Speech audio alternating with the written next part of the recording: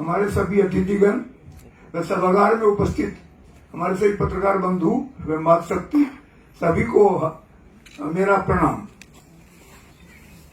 मैं यहाँ पर सुनने के लिए आया था क्योंकि बहुत ये मौका कभी कभी मिलता है जब हमारे बाहर के अतिथि, हमारे पत्रकार साथी हमारे बीच उपस्थित होते हैं।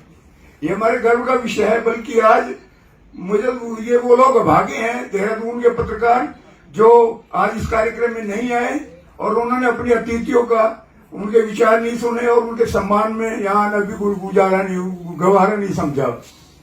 चलो कोई बात नहीं, अगली बार हमारे खजानदार जी ने भी बोला है कि अगला कार्यक्रम ये हॉल ठठाठठ भरा रहेगा और मिलकर के इस कार्यक्रम को और भव्य बनाने का प्रयास करेंगे।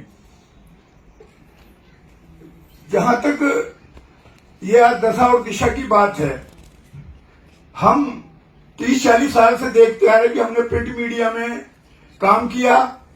हमारे देखते देखते इलेक्ट्रॉनिक चैनल्स आ गए। इलेक्ट्रिक चैनल्स के बाद जो है पोर्टल आया, पोर्टल के बाद सोशल मीडिया हमारे बीच आया है। जैसे जैसे इसका परिवर्तन आ रहा है तो स्वाभाविक है सामाजिक ह्रास भी हमारे बीच में विद्यमान होता जा रहा है और उसका खामियाजा हम प्रिंट मीडिया के पत्रकारों को भी भुगतना पड़ रहा है। मैं बड़े उससे कहता हूं कि आज जहां कुछ दोष आए लेकिन कुछ अच्छाइयां भी हमारे बीच अब देखने को आ रही हैं। हमारी जो दिल्ली की संगठन है पत्रकारों के, उनके प्रयास से प्रत्येक राज्य के अंदर पेंशन व्यवस्था, मेडिकल व्यवस्था, विज्ञापन की ठीक ठाक व्यवस्था और हर तरह की कमेटियों का गठन दबाव की वजह से बनने जा रहा है और हो रहा है। और हमें बता दो हमारे उत्तराखंड के अंदर तो बहुत अच्छा कई चीजें ऐसी आई हैं जो हम लंबे समय से उसकी इंतजार कर रहे थे। मैं बड़े इसके बाद मुझे बड़ी हुआ है कि जब हम ये जो कहते हैं ना कि चौथा स्तंभ है हमारा पत्रकारिता का, ये न तो सरकार ने बनाया न किसी राजनेता ने बनाया, क्योंकि संवैधानिक हमें दर्जा किसी ने नहीं दिया। अगर हमने आज अपने को चौथा स्तंभ किया है, ये हमारी मीडिया और हमारे पत्रकार बंधुओं का ही प्रयास है।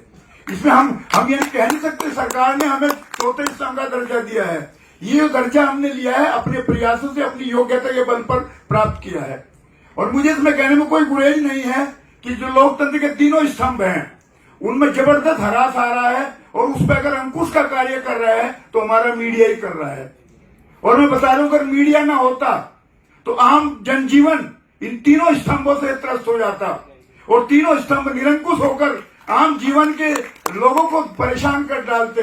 अगर थोड़ा बहुत डर है तो हमारे चौथे स्तंभ का ही तीनों स्तंभों के ऊपर हम जो कुछ प्राप्त कर रहे हैं अपनी योग्यता, अपनी एकता, अपने संगठन के बलों पर प्राप्त कर रहे हैं। और हमें गर्व है कि हमारे वहां दिल्ली में जो बैठे भाई गुरिंदर सिंह जी, क्योंकि मैं इनकी व्हाट्सएप पढ़ता रहता हूं, इनकी जो कार्यक्रम ये लेटर देते रहते हैं, हम लोगों को पता लगते रहते हैं यहाँ पर, क्योंकि हम प्रांत की राजनीति करते हैं पत्रकारों के संगठनों की। और आप दिल्ली में हमारे प्रतिनिधि बैठे हैं, लेकिन हमें लग रहा है कि अब क्रांति आ रही है। अभी मैं बताऊं आपको, हाल ही में देखो परिवर्तन बता रहा हूं क्या आया है।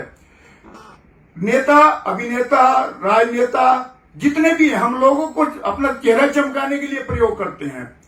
बिल्कुल मैं सत्य से कहता हूं कि जितने ही तो लोग हैं हम लोगों को यूज करते हैं। और जब हम पर कोई बात पड़ती है, जब हमारे पत्रकार बंधु पर कोई केस बन जाता है या कोई एक्सीडेंट हो जाता है या कोई बीमारी पड़ जाती है, तो मैंने देखा कि वो अकेला जूझता है, कोई उसकी मदद करने के लिए नहीं आता।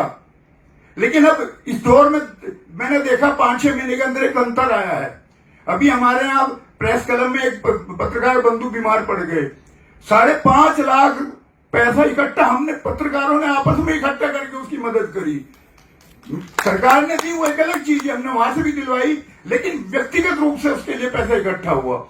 एक अभी हरिद्वार में हमारा बंधु आईसीयू में दाखिल है अमर सिंह जी, उसके लिए वहां के हरिद्वार के पत्रकारों ने इकट्ठा करके 3.5 लाख रुपया पत्रकारों ने इकट्ठा करके दिया है। अब ऐसा नहीं कि पत्रकार हम एक दूसरे के लिए मदद भी कर रहे हैं हम अब।